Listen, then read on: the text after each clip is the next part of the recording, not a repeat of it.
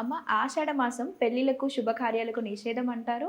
అలాగే పుట్టింటికి వెళ్ళిపోవాలి కోడళ్ళు అని చెప్తుంటారు. అసలు ఎందుకు ఆషాఢ మాసం అంటే మరి పూజలు అవన్నీ మళ్ళీ చేస్తారు. అమ్మవార్లకి దీక్షలు. ఎందుకు నిషేధం అంటారు శుభకార్యాలకి? తప్పకుండా. అయితే ఈ ఆషాఢ మాసం అనేది 2 నక్షత్రాల కలయికతో వచ్చినటువంటి చంద్రుడి గమనాన్ని బట్టి వచ్చింది. ఉత్తరాషాఢ, పూర్వాషాఢ. ఈ 2 నక్షత్రాలతో చంద్రుడు గమనాన్ని బట్టి వచ్చింది కాబట్టి ఆషాఢ మాసము అంటారు. అయితే ఈ మాసంలో మనకి వాతావరణ పరంగా చూసుకున్నట్టయితే కనుక వర్షాకాలం ప్రారంభమవుతుంది. వర్షాకాలం ఎప్పుడైతే వచ్చిందో అంటే మనకి ఎక్కువగా రోగాలు వ్యాధులు వచ్చే మాసం కాబట్టి ఈ మాసంలో ఎక్కువగా పెళ్ళిళ్ళు పేరంటాలంటే చాలామంది రావాలిగా, బంధుమిత్రులందరూ రావాలి. ఎక్కువ మంది కలయిక వల్ల ఏమవుతుందంటే వ్యాధులు వ్యాప్తి చెందుతాయి. కఫ, వాత, పిత్త ఈ దోషాలు కలిగి ఉంటారని ఈ మాసంలో దూరంగా ఎక్కడ వారు అక్కడ అన్నట్టుగా పెడతారు. అయితే ఏ శుభకార్యమైనా సరే మరి అందరూ కలవాలి కాబట్టి శుభకార్యాలకు దూరంగా ఉండమని మన శాస్త్రం చెప్పింది.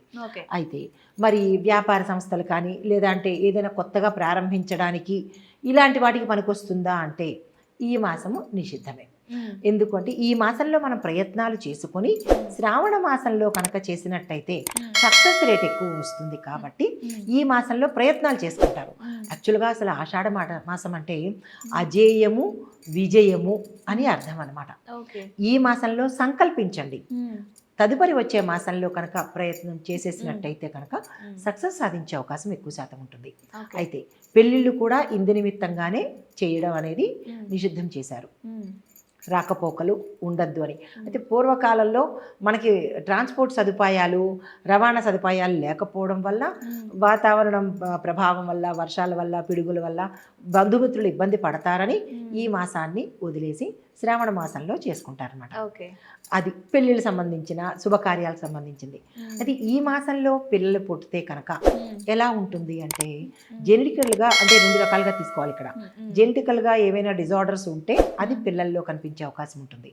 లేదు అంటే కనుక కుటుంబ చరిత్ర బాగుంటే ఈ మాసంలో పుట్టే పిల్లలు అజేయులు, జయం కలిగిన వారు, విద్యావంతులు, దైవభక్తి కలిగిన వారు, విశేషమైన జ్ఞాన సంపత్తి కలిగిన పిల్లలు ఈ సమయంలో పుట్టేందుకు అవకాశం ఉంటుంది.